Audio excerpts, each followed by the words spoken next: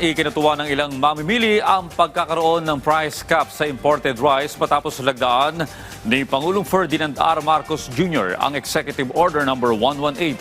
Yan ang ulat ni Mary Ann Bastasa ng Radyo Pilipinas.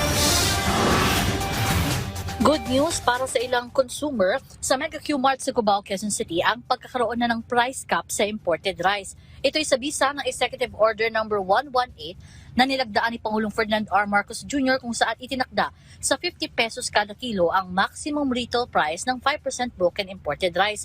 Isa sa natsyempohan ng RP1 na mamimili sa Mega Q-Mart ay karaniwan daw bumibili ng mahigit 20 kilo ng bigas para sa kanilang kantin. Malaking tulong po pag gawing 50. Oo. Bakit, Kasi- sir? Kasi lalo na sa aming kantin, makonsumo talaga kami sa bigas. Ilan na binibili yung kilo, sir? Ito, bali, 25 kilo, tapos ito, 10. Sa kasalukuyan, nasa 58 pesos kada kilo ang presyo ng imported Thai rice na binibili nito dahil ito raw ang mas gusto ng kanilang mga customer dahil malambot at masarap kapag naging kanin.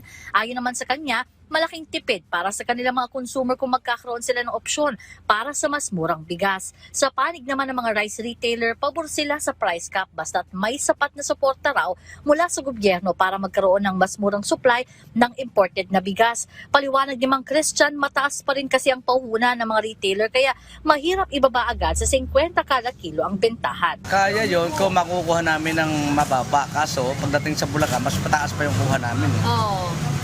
Papatak na hindi kaya sa 50. Kasi ang kuha namin dun 1-3 na ang iba eh. Oo. So, paano may 50 yun? So, Thai rice yun yung Thai rice. Nananatiling available naman sa ilang rice retailer sa Mega Q-Mart ang Binhi Rice na mas murang imported rice na ibinabagsak ng Food Terminal Incorporated para maibenta ng mas mababang presyo sa mga mamimili.